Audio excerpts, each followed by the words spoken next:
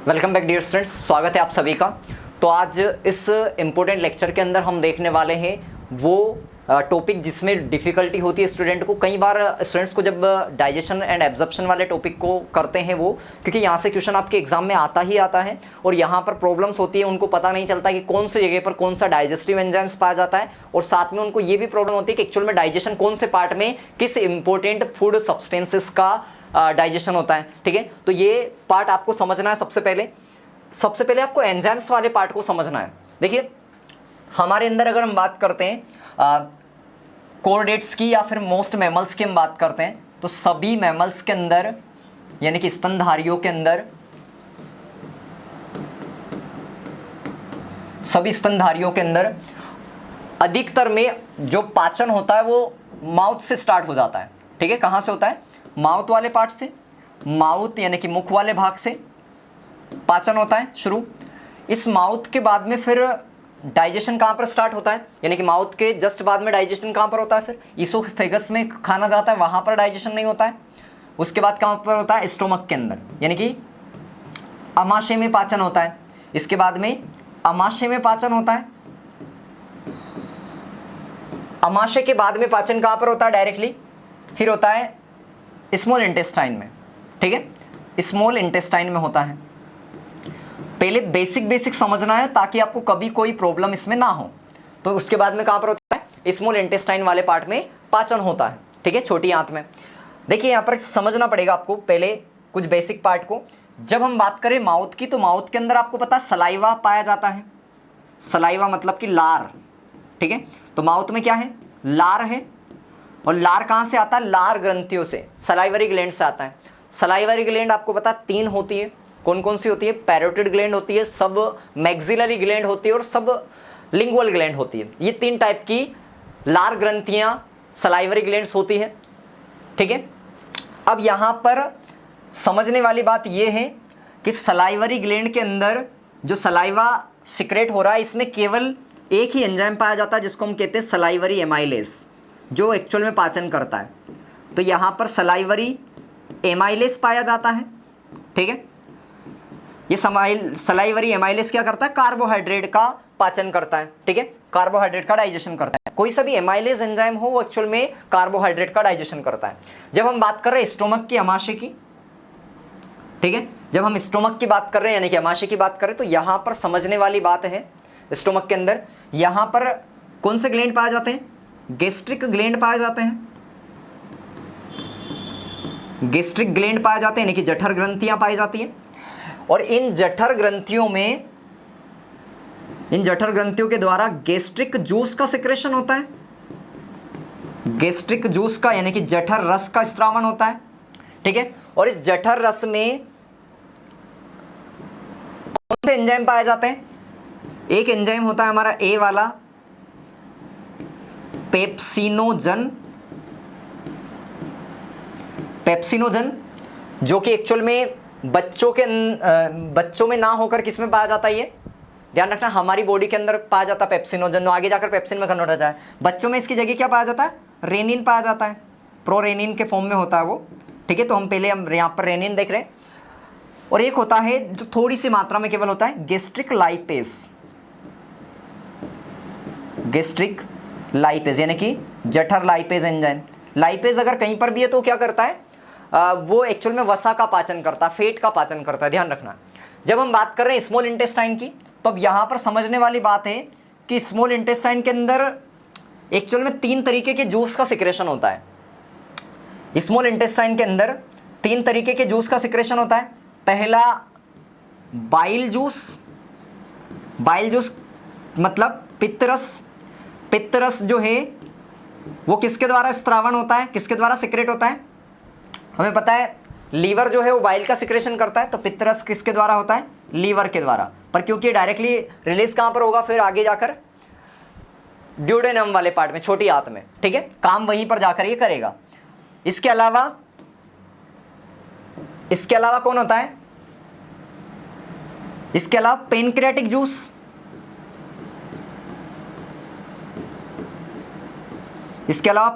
Juice, यानी कि अग्नाशय रस। तो इसके अलावा कौन होता है? Pancreatic juice. ठीक है, अग्नाशय रस। और अग्नाशय रस के अलावा एक और कौन होता है? एक होता है हमारा इंटेस्टाइनल जूस, जिसको हम सकस एंट्रिकस कहते हैं। तो इंटेस्टाइन का जूस, जिसको क्या कहा जाता है? सकस एंट्रिकस कहा जाता है। इंटेस्टाइनल जूस यानी कि आंत्र रस, जिसको सकस एंट्रिकस कहते हैं। अब ध्यान रखना है इन सब में, जैसे बाइल जूस की हम बात करें तो बाइल जूस में एंजाइम कोई भी नहीं होता है। इसके अंदर एंजाइम कोई भी नहीं पाया जाता है बाइल जूस के अंदर, ठीक है, इसमें कोई सा भी एंजाइम नहीं पाया जाता है। पेनक्रियाटिक जूस में कई एंजाइम पाए जाते हैं और इंटेस्टाइन के जूस में भी कई सारे एंजाइम पाए जाते हैं, अभी हम देखने वाले हैं उनको। बाइल जूस के अंदर केवल काम की चीज क्या है? डाइजेशन के लिए बाइल सोल्ट, जो पित्त लवण होते हैं। पित्त लवण में कौन कौन सा पित्त लवण होते हैं? सोडियम ग्लाइकोकोलेट होता है, सोडियम टोरोकोलेट होता है, और उसके अलावा यहां पर होता है तो सोडियम ग्लाइकोकोलेट, सोडियम टोरोकोलेट और सोडियम बाइकार्बोनेट होता है। ये तीन तरीके के बाइल सोल्ट मेनली यहां पर पाए जाते हैं। और ये किसका पाचन करवाते हैं? वसा का, फेट का पाचन करवाते हैं, फेट का इमल्सीकरण करवाते हैं, वसा का इमल्सीकरण करवाते हैं। ध्यान रखना अच्छे से, ठीक है। अब आगे हम काम देखेंगे इन सब का। तो पहले बेसिक चीजें ध्यान रखनी है जो मैं बता रहा हूं, ठीक है, जिसमें दिक्कत मैक्सिमम स्टूडेंट को होती है। अब चीजों को समझना है। देखो यहां पर मैं आपको एंजाइम्स पहले बता रहा हूं पेनक्रियाटिक जूस के।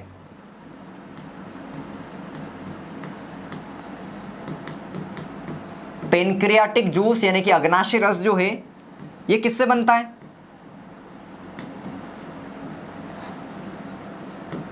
अग्नाशय रस किससे बनता है? ध्यान रखना है, ये एक्सोक्राइन पार्ट से बनता है पेनक्रियास। आपको पता है पेनक्रियास जो है वो मिक्सोक्राइन ग्लैंड होता है, तो इसके बाह्यस्रावी भाग से एक्सोक्राइन पार्ट से क्या बनता है? पेनक्रियाटिक जूस बनता है, ठीक है। इस पेनक्रियाटिक जूस के अंदर कई सारे एंजाइम पाए जाते हैं। कौन कौन से एंजाइम होते हैं इसके अंदर? बिल्कुल ध्यान रखना है, बहुत इंपॉर्टेंट पार्ट है। एंजाइम कौन कौन से होते हैं? पहला, कार्बोहाइड्रेट का पाचन करने वाला एंजाइम, नाम क्या होगा इसका? कार्बोहाइड्रेट का जो पाचन करता है उसका नाम क्या है?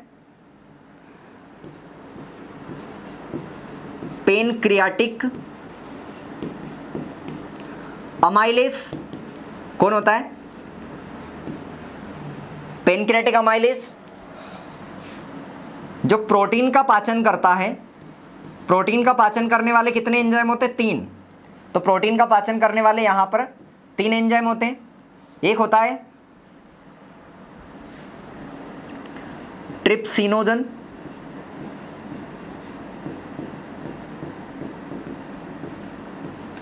एक होता है ट्रिप्सिनोजन, एक होता है काइमोट्रिप्सिनोजन,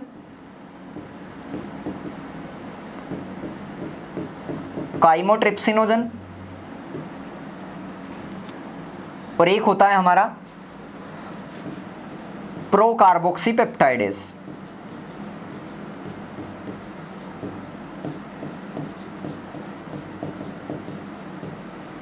एक होता है प्रोकार्बोक्सीपेप्टाइडेज। ये तीनों क्या करते हैं? प्रोटीन का पाचन करते हैं, ठीक है। इसके बाद हम बात करते हैं फेट के डाइजेशन करने वाले, ठीक है। तो वसा यानी कि फेट का पाचन करने वाले का नाम क्या होता है? Pancreatic lipase. क्या होता है? पेनक्रियाटिक लाइपेज, ये वसा का पाचन करता है।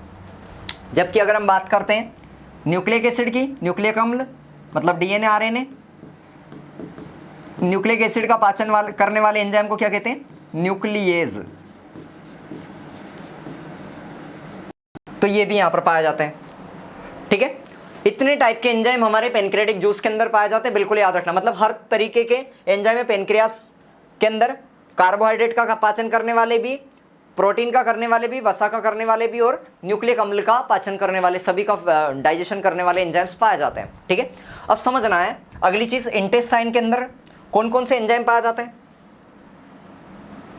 अगर हम बात करते हैं इंटेस्टाइनल जूस में, मतलब आंत्र रस में, इंटेस्टाइनल जूस, इसको क्या कहते हैं? सकस एंट्रिकस।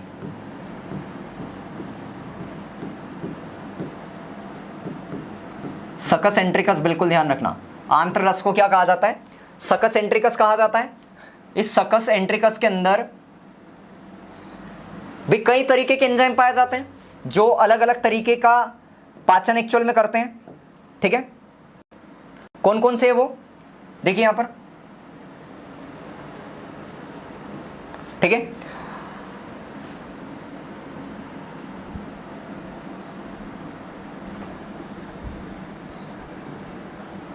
बिल्कुल ध्यान रखना एक एक का नाम। ठीक है, पहला कौन सा है हमारा, यहां पर भी कार्बोहाइड्रेट के डाइजेशन के लिए कौन होगा, डाइसेकेराइडेज। कौन होता है, डाइसेकेराइडेज होता है। तो कार्बोहाइड्रेट के डाइजेशन के लिए डाइसेकेराइडेज होगा, जो डाइसेकेराइड को मोनोसेकेराइड में तोड़ेगा।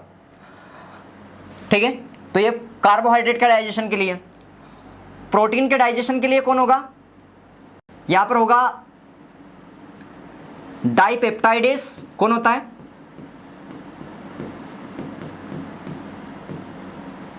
जनरली यहां पर कौन होता है, डाइपेप्टाइडेज होता है।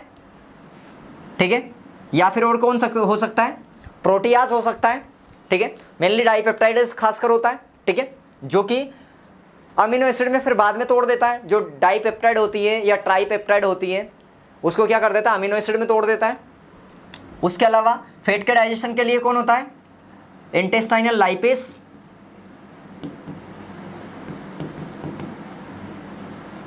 इंटेस्टाइनल लाइपेज जो होता है वो फैट का डाइजेशन करता है। जबकि अगर हम बात करते हैं न्यूक्लिक एसिड के लिए, तो न्यूक्लिक एसिड के डाइजेशन के लिए कौन होता है, यहां पर होता है न्यूक्लियोटाइडेज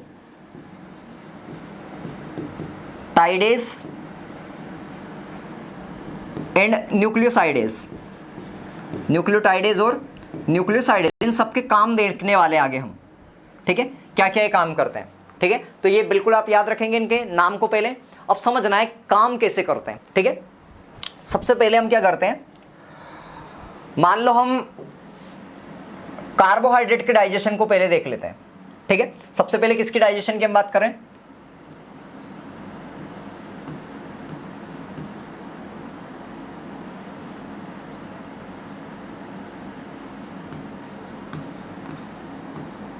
कार्बोहाइड्रेट के डाइजेशन की बात कर रहे हैं।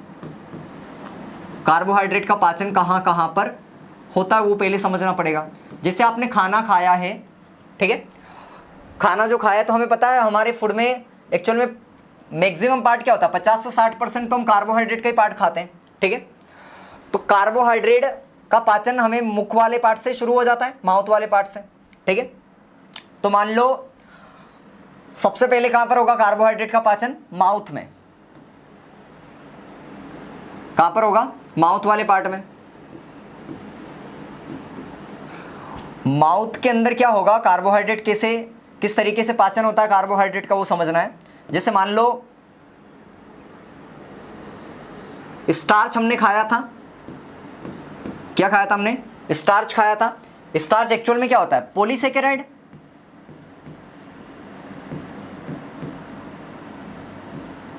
स्टार्च क्या था, पॉलीसेकेराइड था। ये स्टार्च किस में टूट जाएगा, ये स्टार्च जो है किसकी प्रेजेंस में, सलाइवरी एमाइलेज की प्रेजेंस में। एंजाइम कौन सा है, सलाइवरी एमाइलेज।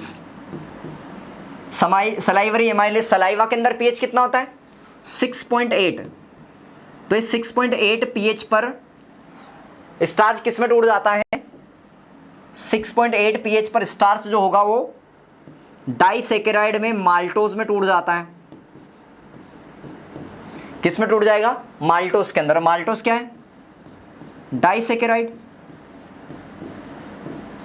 तो पॉलीसेकेराइड से ये किस में टूट जाएगा, डाइसेकेराइड के अंदर टूट जाता है। ध्यान रखना अच्छे से। तो ध्यान रखना यहां पर क्या होता है, बिल्कुल एग्जाम में ऐसी कैसी चीजें आपसे पूछी जाती हैं। माउथ के अंदर क्या होता है, स्टार्च जो होता है वो सलाइवरी एमाइलेज की प्रेजेंस में क्या हो जाएगा, माल्टोस के अंदर टूट जाता है। याद रखेंगे। अब अगली इंपॉर्टेंट चीज, मान लो ये माल्टोस में टूट चुका था, मतलब डाइसेकेराइड हमारा कार्बोहाइड्रेट बन चुका था। अब कार्बोहाइड्रेट का डायरेक्ट जो है पाचन कहां पर होगा, अब इंटेस्टाइन के अंदर होगा। किसके अंदर होगा, इंटेस्टाइन के अंदर। कार्बोहाइड्रेट का पाचन अब डायरेक्टली इंटेस्टाइन में होगा, बीच में कहीं भी नहीं होगा, ध्यान रख लेना अच्छे से। पर क्योंकि इंटेस्टाइन में तो 3 जूस जा रहे हैं, एक तो बाइल जूस जा रहा है मतलब पित्त रस, एक अग्नाशय रस जा रहा है मतलब कि पेनक्रेटिक जूस, और एक हमारा जा रहा है इंटेस्टाइनल जूस जिसको हम सकस एंट्रिकस कहते हैं, ठीक है। तो इनमें से केवल 2 जूस ही यानी कि कार्बोहाइड्रेट का डाइजेशन करवाते हैं, एक तो हमारा पेनक्रेटिक जूस और एक हमारा इंटेस्टाइनल जूस, क्योंकि उसमें दोनों में कार्बोहाइड्रेट का पाचन वाले एंजाइम होते हैं, पर बाइल जूस में नहीं होते कार्बोहाइड्रेट के पाचन वाले। तो इस वजह से इसके इंटेस्टाइन के अंदर 2 जूस काम करेंगे इस पर। एक तो हमारा पहला पेनक्रियाटिक जूस, मतलब अग्नाशय रस। अभी हमने देखे थे अग्नाशय रस में कौन सा वो एंजाइम होता है जो कि कार्बोहाइड्रेट का पाचन करवाता है, अभी देखा था पेनक्रियाटिक एमाइलेज। देखो यहां पर दिख रहा है, पेनक्रियाटिक अमाइलेज जो होता है वो क्या करवाता है, कार्बोहाइड्रेट के पाचन के लिए होता है, ठीक है। तो ये क्या करेगा, समझना अच्छे से, जो हमारा पेनक्रियाटिक अमाइलेज है ये बचे हुए कार्बोहाइड्रेट वाले पार्ट को, यानी कि कार्बोहाइड्रेट जो अधिकतर कई सारे, क्योंकि केवल कार्बोहाइड्रेट का स्टार्च जो था वो केवल यहां पर 30% ही डाइजेशन हुआ था। ये कितना हुआ था, 30% कार्बोहाइड्रेट का पाचन कहां पर हो चुका था, माउथ के अंदर। पर अब ये कार्बोहाइड्रेट को बचे हुए पार्ट को सारे को किस में कन्वर्ट करवाना है, डाइसेकेराइड में। किस में कन्वर्ट करवाना है, डाइसेकेराइड में। तो यहां पर कौन सा एंजाइम काम करेगा, हमारा पेनक्रेटिक अमाइलेज, ठीक है। तो ये समझना है, ये कार्बोहाइड्रेट वाला पार्ट है पूरा, ये डाइसेकेराइड में कन्वर्ट हो गया है, किसकी वजह से, पेनक्रियाटिक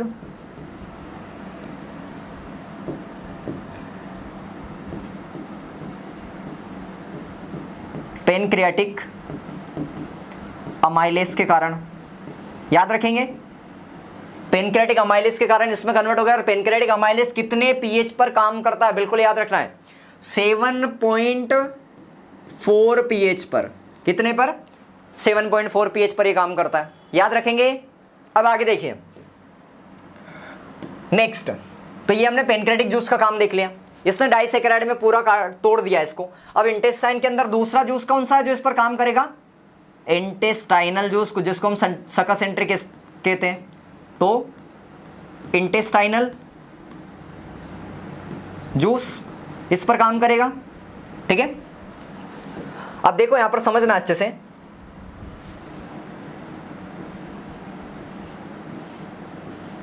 ये इंटेस्टाइनल जूस कैसे काम करेगा वो समझना है। यहां पर आपको पता है कौन सा एंजाइम पाया जाता है इंटेस्टाइनल जूस के अंदर, डाइसेकेराइडेस, ठीक है। तो ये क्या करेगा, जितनी भी डाइसेकेराइड बन चुकी थी, पूरी की पूरी शुगर क्या बन चुकी थी, डाइसेकेराइड बन चुकी थी। तो इस डाइसेकेराइड को ये किस में कन्वर्ट करवा देगा, मोनोसेकेराइड में। डाइसेकेराइड को किस में कन्वर्ट करवा देगा, मोनोसेकेराइड में। बिल्कुल ध्यान रखना है, कौन सा एंजाइम काम कर रहा है, डाइसेकेराइडेज, ठीक है। अभी एग्जांपल हम देखेंगे इसके, डाइसेकेराइडेज काम कर रहा है, ठीक है।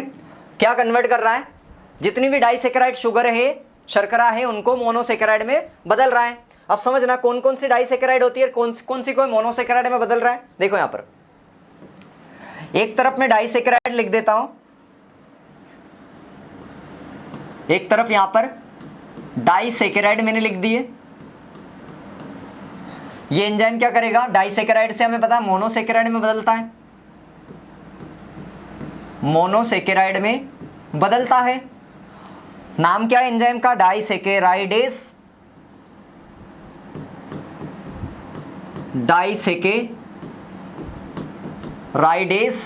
कितने पीएच पर काम करता है, लगभग 7.8 पीएच पर, ठीक है। थोड़ा अल्कलाइन ज्यादा है। क्या करेगा, डाइसैकेराइड शुगर कौन सी है? पहली अभी हमने माल्टोज देखी थी, ये माल्टोज है मान लो, ठीक है, ये माल्टोज शुगर है। माल्टोज को किसमें कन्वर्ट कर देगा ये? माल्टोज से क्या बनता है? ग्लूकोज प्लस ग्लूकोज क्या बनता है?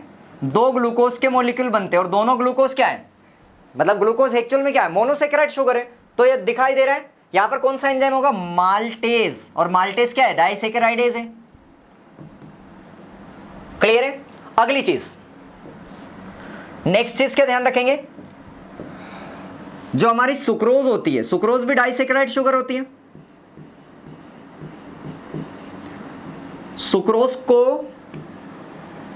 सुक्रोज किस में कन्वर्ट हो जाएगी हमारी? ध्यान रखना है, सुक्रोज किस में कन्वर्ट हो जाएगी? ग्लूकोज में प्लस फ्रक्टोज में, ग्लूकोज प्लस फ्रक्टोज में कन्वर्ट हो जाएगी। याद रहेगा? अब देखिए, ग्लूकोज और फ्रक्टोज के लिए कौन सा एंजाइम होता है यहां पर, यानी कि सुक्रेज के लिए, सुक्रोज के लिए सुक्रेज। ध्यान रखेंगे, सुक्रेज। इसी को क्या कहते हैं? इनवर्टेज। क्या कहते हैं? इनवर्टेज। बिल्कुल याद रखेंगे, ठीक है। अगली चीज, अगली इंपॉर्टेंट चीज क्या है? देखो यहां पर माल्टोज सुक्रोज हो गया, उसके अलावा अगली शुगर कौन सी होती है हमारी? लैक्टोज, जो मिल्क शुगर है, वो भी डाइसैकेराइड होती है। तो ये ले लिया हमने, अगली लैक्टोज को ले लिया।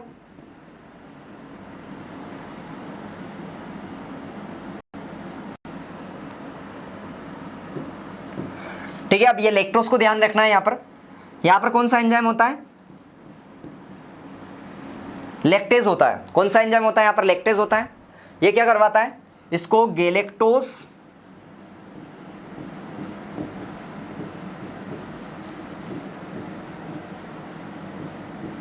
प्लस ग्लूकोज में तोड़ देता है, गैलेक्टोज प्लस ग्लूकोज में तोड़ देता है, ठीक है। तो ये सारे के सारे एंजाइम में ध्यान रखना है यहां पर, इसलिए बिल्कुल याद रखेंगे, ठीक है। इधर माल्टोज से क्या बन रहा था? ग्लूकोज प्लस गैलेक्टोज, ठीक है। इधर सुक्रोज से क्या बन रहा था? Glucose plus fructose. ये सारे, इधर वाले क्या है? मोनोसैकेराइड है, और इधर वाले क्या है? डाइसैकेराइड है। इधर लैक्टोज से क्या बन रहा है? Galactose plus glucose. याद रहेगा, यानी कि डाइसैकेराइड से मोनोसैकेराइड में बदलने का काम कौन करता है? डाइसैकेराइडेज करता है। कितने पीएच पर काम करता है? 7.8 पीएच पर काम करता है। इतनी चीज समझ में आ गई। अगली चीज, ये कार्बोहाइड्रेट का डाइजेशन हो चुका है, मतलब तो कार्बोहाइड्रेट का डाइजेशन माउथ में स्टार्ट होता है और इंटेस्टाइन के अंदर खत्म हो जाता है। किसके द्वारा? इसमें टोटल 3 ही यहाँ पर जगह एंजाइम काम करते हैं, 3 तरीके के। एक तो माउथ के अंदर हमारा सलाइवरी एमाइलेज करता है, पेनक्रियास के अंदर पेनक्रियाटिक अमाइलेज करता है, और इंटेस्टाइन के अंदर डाइसैकेराइडेज एंजाइम करता है। आगे समझ में? तो कार्बोहाइड्रेट का पाचन यहाँ पर खत्म हो चुका है। अब हम बात कर लेते हैं फेट के डाइजेशन, फेट या पहले प्रोटीन की बात कर लेते हैं, ठीक है। तो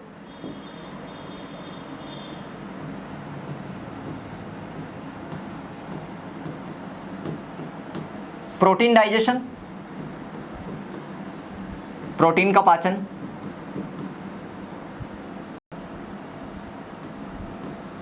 ठीक है। अब समझना है यहां पर, जब हम बात करें प्रोटीन के डाइजेशन की, तो ये प्रोटीन का डाइजेशन ये समझना जरूरी कि कहां से शुरू होता है और कहां पर होता है। तो प्रोटीन का डाइजेशन शुरू कहां पर होता है? स्टोमक में, अमाशय में। तो अमाशय में, स्टोमक में शुरू होता है, और खत्म कहां पर होता है? इंटेस्टाइन में, छोटी आंत में खत्म होता है, ठीक है। अब देखिए, जब हम बात कर रहे हैं कि शुरू ये स्टोमक में हो रहा है, तो स्टोमक में इससे पहले प्रोटीन का पाचन नहीं होता। ध्यान रखना है कि माउथ के अंदर प्रोटीन का पाचन नहीं होता। तो यहां पर क्या होगा? जो प्रोटीन वाला पार्ट है, पहले क्या होता है, पहले एक सिंपल सी बात है, क्योंकि हमारा पहले पेप्सिनोजन जो था वो इनएक्टिव था, पेप्सिनोजन, तो उसको HCl काम करेगा और वो पेप्सिन में बदल देगा। ठीक है, HCl हाइड्रोक्लोरिक एसिड जो होती है वो इसको किस में कन्वर्ट कर देता है, पेप्सिन में कन्वर्ट कर देता है। अब क्या करेगा, ये पेप्सिन प्रोटीन पर काम करेगा, तो ये मान लो प्रोटीन है,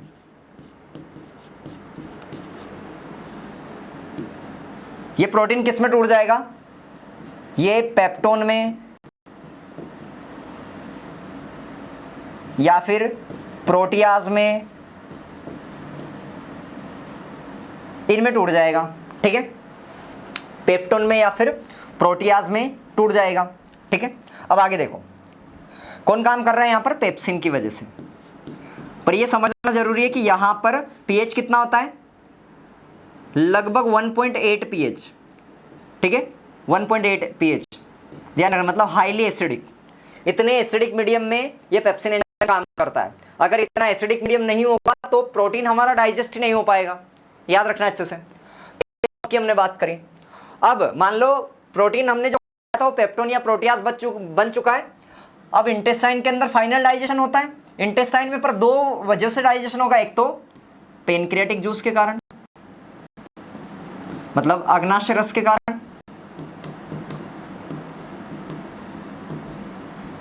और दूसरा इंटेस्टाइनल जूस के कारण, मतलब आंत्र रस के कारण, जिसको सकस एंट्रिकस कहते हैं। ठीक है, अब समझना है यहां पर, जैसे मान लो हमारा पेनक्रियाटिक जूस है, इसके पास में हमें पता 3 टाइप के एंजाइम होते हैं जो कि प्रोटीन का डाइजेशन करवाते हैं। याद रहा अभी तक, अभी जस्ट थोड़ी देर पहले ही बताया था मैंने इसलिए लेक्चर के अंदर। कौन कौन से वो 3 एंजाइम होते हैं, पहला काइमोट्रिप्सिनोजन,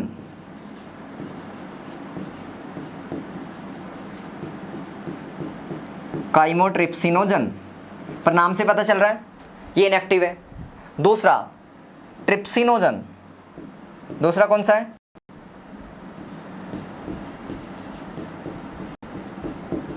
ट्रिप्सिनोजन।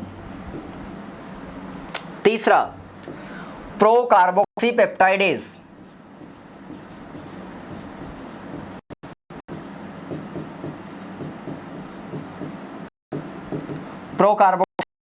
तो पहले तो इनको एक्टिव करने की जरूरत है तीनों एंजाइम को। ठीक है, पहले इनको एक्टिव करने की जरूरत है। कैसे एक्टिव किया जाता है वो समझना अच्छे से। ये ट्रिप्सिनोजन जो है हमारा, ये ट्रिप्सिनोजन जो है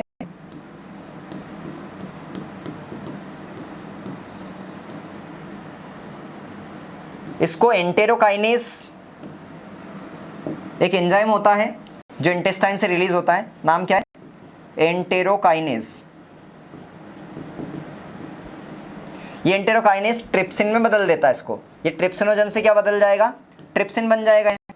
और बाकी ये ट्रिप्सिन जो होगा इन दोनों एंजाइम को भी एक्टिव कर देगा। काइमोट्रिप्सिनोजन को काइमोट्रिप्सिन बना देगा और प्रो कार्बोक्सीपेप्टाइडेज को क्या बना देगा, कार्बोक्सीपेप्टाइडेज बना देगा। क्लियर है, क्या कर देगा, प्रो कार्बोक्सीपेप्टाइडेज को कार्बोक्सीपेप्टाइडेज बना देगा। बिल्कुल ध्यान रखने वाला पार्ट। अब आगे देखो क्या होगा इसके बाद में। अब हम बात कर रहे हैं यहां पर किस तरीके से डाइजेशन होगा पेनक्रियास के अंदर। तो ये पेप्टोन प्रोटियाज जो बन चुका था, पेप्टोन बन चुका था या प्रोटियाज बन चुका था,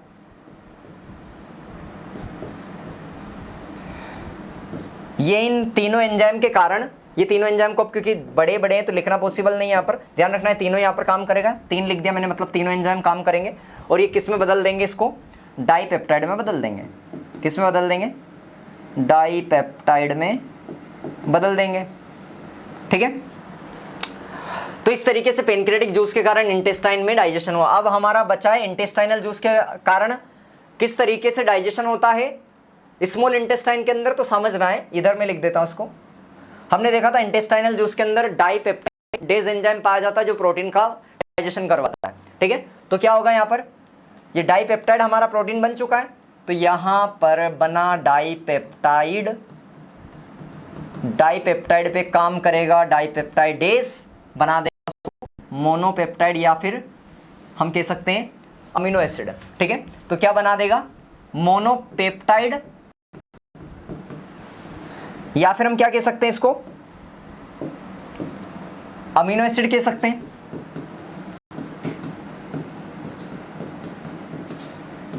ठीक है, कौन एंजाइम काम करेगा,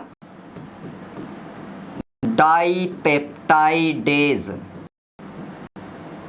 डाइपेप्टाइडेज एंजाइम यहां पर करता है। क्लियर है, बिल्कुल याद रखेंगे ये वाला पार्ट। अब आगे देखिए, हमने प्रोटीन का डाइजेशन भी पूरा देख लिया। अब हमारा बचा है फैट वाला पार्ट। फैट का डाइजेशन कैसे होगा,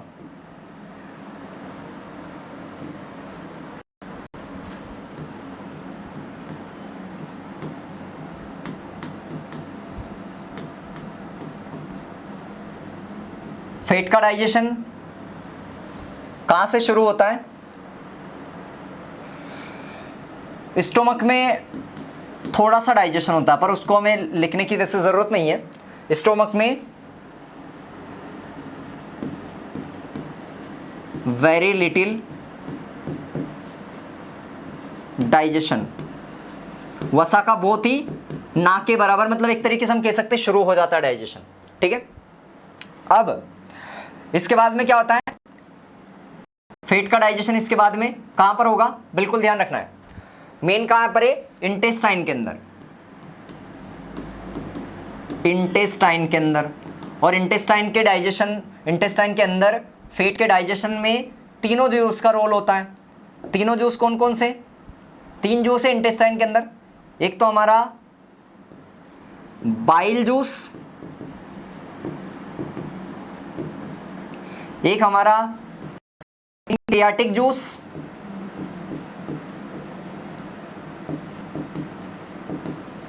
और एक हमारा सकस एंट्रिकस, जिसको इंटेस्टाइनल जूस कहते हैं। ये तीनों जूस जब काम करेंगे तब जाकर फैट का डाइजेशन इंटेस्टाइन में होगा। ठीक है, समझना है। अब सेपरेट में बता देता हूं आपको सभी का कैसे कैसे होगा। ठीक है, तो सबसे पहले हम देख लेते हैं बाइल जूस के अंदर पित्त रस के अंदर कैसे होता है, मतलब वो बाइल जूस किस तरीके से इंटेस्टाइन का यानी कि फैट का डाइजेशन करवाता है इंटेस्टाइन में, समझना है। यहां पर जो हमारा फैट वाला पार्ट था, वसा जो था, इस फैट पर जब बाइल सोल्ट काम करेंगे, बाइल सोल्ट, बाइल सोल्ट मतलब पित्त लवण, कौन कौन से होते हैं, नाम भी आप याद रख सकते हैं इनका, sodium ग्लाइकोकोलेट, sodium taurocholate, sodium ग्लाइकोकोलेट, sodium taurocholate और सोडियम बाइकार्बोनेट। ठीक है, सोडियम बाइकार्बोनेट वाला पार्ट, जब ये तीनों काम करते हैं तो फैट का इमल्सिफिकेशन हो जाता है और ये इमल्सिफाइड फैट बन जाती है। क्या बन जाती है, इमल्सिफाइड फैट, मतलब इमल्सीकृत वसा बन जाती है। ठीक है, और ये छोटे छोटे टुकड़े हो जाते हैं, मतलब बड़ी वसा के छोटे छोटे टुकड़े हो जाते हैं। ध्यान रखना, बाइल जूस का बहुत बड़ा रोल है, पित्त रस का बहुत बड़ा रोल है किसके पाचन में, वसा के पाचन में। बिना इसके वसा का पाचन नहीं हो पाएगा, बिल्कुल याद रखें। अगली इंपॉर्टेंट चीज, मान लो ये इमल्सिफाइड फैट बन चुकी है, अब इस पर काम कौन करेगा, इस पे पैनक्रेटिक जूस काम करेगा। पैनक्रेटिक जूस काम करेगा, वो क्या करेगा, ये मान लो इमल्सिफाइड फैट थी हमारी, इसको क्या कर देगा, वो कन्वर्ट कर देगा किसमें,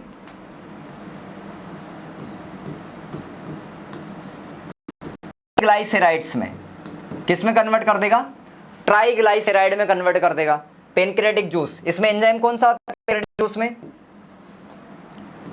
पेनक्रियाटिक लाइपेस जो कि इसका पाचन करेगा, पेनक्रियाटिक लाइपेस। आगे समझ में? तो ये इस तरीके से पेनक्रियाटिक जूस ने काम किया। अब इस ट्राइग्लाइसराइड पे कौन काम करेगा? इंटेस्टाइन जूस काम करेगा। ये मान लो यहां पर मैंने लिख दिया इंटेस्टाइन का जूस, इंटेस्टाइन का रस काम करेगा इस पे, आंत्ररस जिसे हम कहते हैं। इसमें कौन सा एंजाइम पाया जाता है? इसमें पाया जाता है इंटेस्टाइनल लाइपेस, इंटेस्टाइनल लाइपेस, आंत्र लाइपेस एंजाइम पाया जाता है। ये क्या कर देगा? इस ट्राइग्लाइसराइड को क्या कर देगा? पहले डाइग्लाइसराइड, मोनोग्लाइसराइड और फाइनली क्या बना देगा? ग्लाइसेरोल प्लस फैटी एसिड। तो क्या बना देगा? ग्लाइसेरोल और फैटी एसिड बना देगा, ग्लाइसेरोल और वसी अम्ल बना देगा। ध्यान रखना अच्छे से, याद रहेगा। अब केवल न्यूक्लिक एसिड का डाइजेशन और समझना है, न्यूक्लिक एसिड का डाइजेशन कैसे होता है। ठीक है, बहुत इंपॉर्टेंट टॉपिक मैं यहाँ पर आपको बता रहा हूँ जिसमें स्टूडेंट को बहुत दिक्कत होती है। अगर इस लेक्चर को आपने सही से देख लिया तो कोई भी दिक्कत आपको नहीं आने वाली है। ठीक है, इस चैप्टर के अंदर देखो, यहाँ पर हम बात करें न्यूक्लिक एसिड की।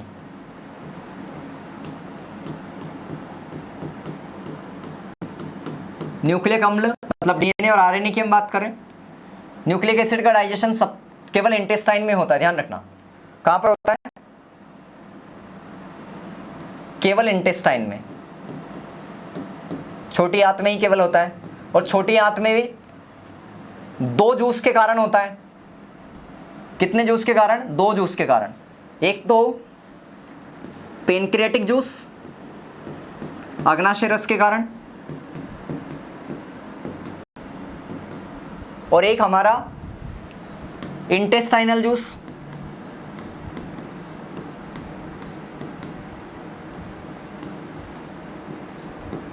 एक इंटेस्टाइनल जूस के कारण। ठीक है, पेनक्रियाटिक जूस जो है, जो पेनक्रियाटिक जूस है, इसमें कैसे होता है समझना अच्छे से।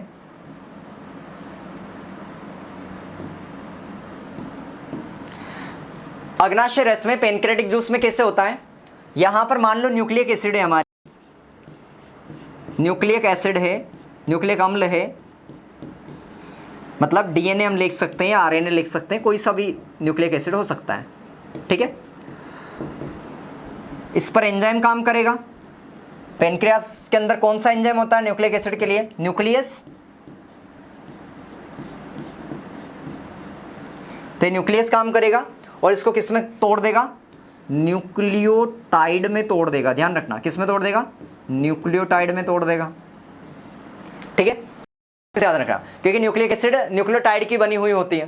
ठीक है, अच्छे से ध्यान रखना है। अब आगे देखिए, इंटेस्टाइनल जूस के अंदर, अब यहां पर इंटेस्टाइनल जूस काम करेगा इस न्यूक्लियोटाइड पे। ये इंटेस्टाइनल जूस यहां पर काम कर रहा है, ध्यान रखना। ठीक है, यहां पर काम करने लग गया। इसमें इंटेस्टाइनल जूस में शुरुआत में कौन सा एंजाइम पाया जाता है जो इसको तोड़ेगा? न्यूक्लियोटाइडेज। कौन सा? न्यूक्लियोटाइडेज। ये न्यूक्लियोटाइडेज इसको किस में तोड़ देगा? ध्यान रखना है, क्या बना देगा न्यूक्लियोटाइडेज से? न्यूक्लियोसाइड बना देगा, न्यूक्लियोसाइड बना देगा। ठीक है, न्यूक्लियोसाइड पर कौन काम करेगा? न्यूक्लियोसाइडेज एंजाइम काम करेगा। ये भी यही का एंजाइम है। ठीक है, तो न्यूक्लियोसाइडेज वो इससे क्या बना देगा? नाइट्रोजन बेस, नाइट्रोजन क्षार मतलब, और उसके अलावा क्या बनता है यहां पर? पेंटोस शुगर, पेंटोस शर्करा, 2 चीज बन जाती है। आ गया समझ में डाइजेशन? अब समझना है, मतलब क्या बना? न्यूक्लिक एसिड से आखिरी में क्या बना? नाइट्रोजन क्षार, नाइट्रोजन बेस और पेंटोस शुगर बन रहा है। जो हमारी फैट थी उससे आखिरी में क्या बना? ग्लाइसेरोल और फैटी एसिड बन रही है, वसी अम्ल बन रहा है और ग्लाइसेरोल बन रहा है। जो हमारा जो प्रोटीन वाला पार्ट था उससे आखिरी में क्या बन रहा है? मोनोपेप्टाइड या फिर हम कह रहे हैं अमीनो एसिड बन रही है।